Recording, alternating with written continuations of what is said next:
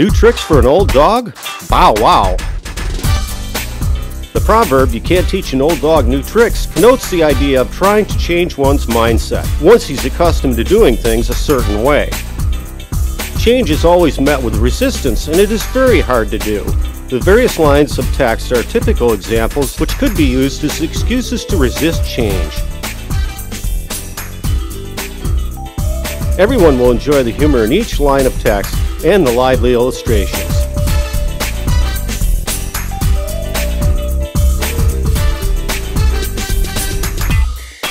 Get this wonderful book, "You Can't Teach an Old Dog New Tricks," because